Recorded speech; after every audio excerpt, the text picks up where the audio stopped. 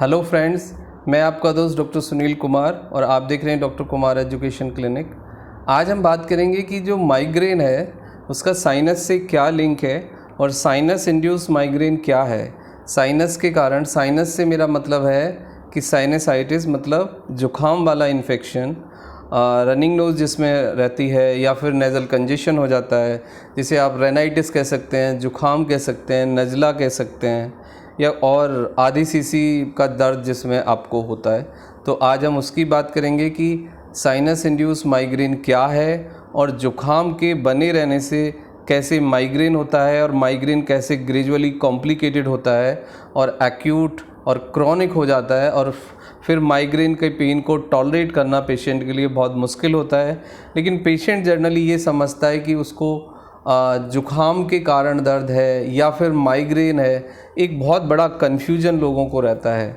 Migraine के पीछे कुछ सेट ऑफ क्लिनिकल रीज़न है, जिसमें सबसे ज़्यादा जो मतलब कॉज है, यानी मुख्य जो रीज़न है, मैक्सिमम लोग जो साइनस के कारण जिनको माइग्रेन होता है, मतलब जुखाम होता है। अब इसको आप ऐसे समझेंगे कि रेनाइटिस जिनको होता है, जुखाम जिनको होता है सीजनल, दो तरीके से लोगों को नज़ला जुखाम होता है। एक, जिन लोगों की रनिंग नोज़ होती है, रनिंग नोज़ जब होती है जनरली तो ये एक इन्फेक्टेड रेनाइटिस होता है, मतलब इन्फेक्शन हुआ होता है आपको, और 3 से 5 दिन में जब आप एंटीबायोटिक थेरेपी लेते हैं तो ये ठीक भी हो जाता है।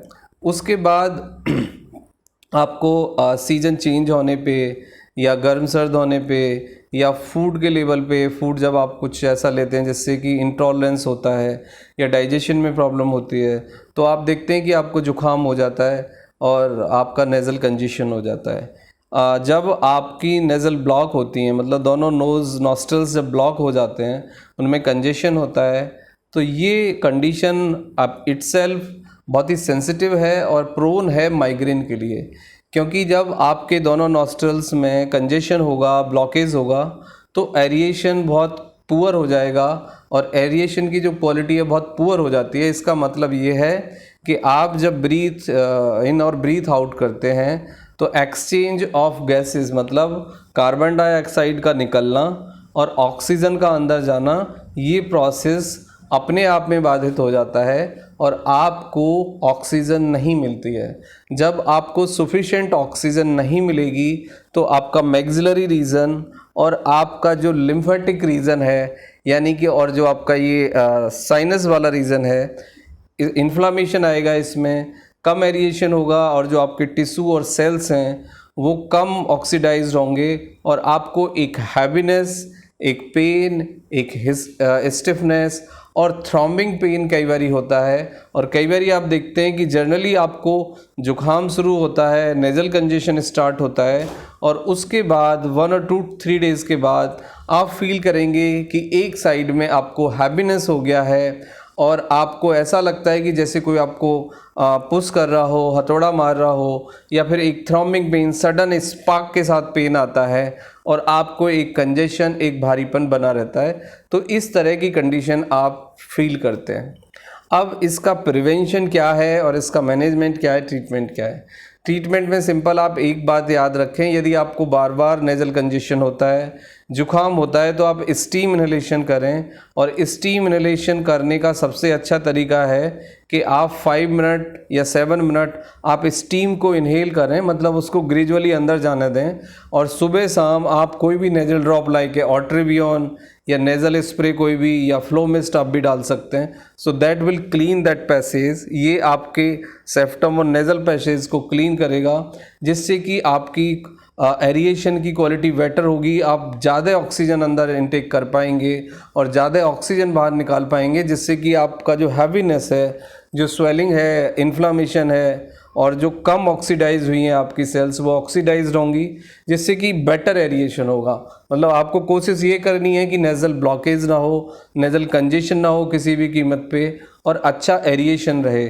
उसके लिए स्टीम इनहेलेशन, नेज़ल स्प्रे या नेज़ल ड्रॉप आप डाल सकते हैं। और द थर्ड लेवल पे आप गर्म पानी में, हल्के गर्म पानी में नमक डाल के ड्रेन कर सकते हैं। मतलब एक नॉस्ट्रल से आप वाटर अंदर सक करें और दूसरे से निकालें।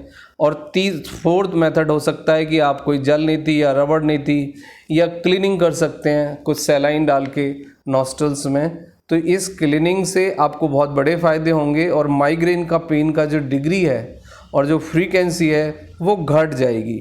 यदि किसी को लगातार माइग्रेन बना रहता है और नेजल कंजेशन रहता है तो आप सेफाग्रेन, एक आयुर्वेदिक नेज़ल ड्रॉप है, वो आप डाल सकते हैं, ऑट्रेविन डाल सकते हैं, या फिर कोई और भी यदि आपको लगता है कि वो आपको ज़्यादा एरिएशन प्रोवाइड कराता है या उससे आपका नेज़ल सेप्टम क्लीन हो जाता है तो वो भी आप डाल सकते हैं। एंड एक एक्सरसाइज है जो साइनस वाले, माइग्रेन वाले पेशेंट को, जुकाम वाले पेशेंट को बहुत हेल्पफुल है।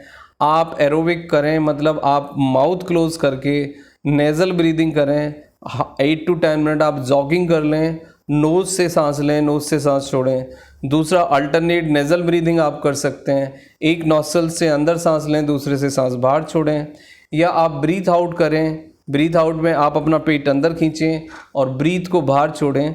तो ब्रीथिंग एक्सरसाइज, एरोबिक्स, क्लीनिंग, ये 3 ऐसे नेचुरल मेथड्स हैं कि यदि आप ये करेंगे तो इससे आपका माइग्रेन का दर्द काफ़ी सबसाइड होगा और आपकी जो माइग्रेन की पेन की डिग्री है वो कम हो जाएगी और यू फील बेटर। यदि इसके बावजूद भी आपको सिम्टम्स बने रहते हैं, आपको पेन रहता है, क्वालिटी आपकी प्रभावित होती है, तो आप एक बार फिजिशियन से भी कंसल्ट कर सकते हैं। उसमें फिर आपका जो PNS एक्सरे करा के देखा जाएगा, जिसमें आपका नेज़ल जो एरिया है, नेज़ल कैविटी है, उसमें आपकी बोन्स तो नहीं बढ़ गई है, या फिर आपको जो मसल्स है, मांस तो नहीं बढ़ गया है, मतलब कंजेशन तो नहीं आ गया है, वो पैसेज जो नेज़ल पैसेज है वो रुकावट तो नहीं है। ये सब जांच करने के बाद the doctor can prescribe the some medicine and the exercise and you feel better. Thanks for watching. आप चैनल को सब्सक्राइब करिए, आइकन बेल हिट करिए, फ्रेंड्स के साथ शेयर करिए, and if you have any concern and the queries और consultation यदि आपको चाहिए तो आप व्हाट्सएप मैसेज करें। Thank you very much.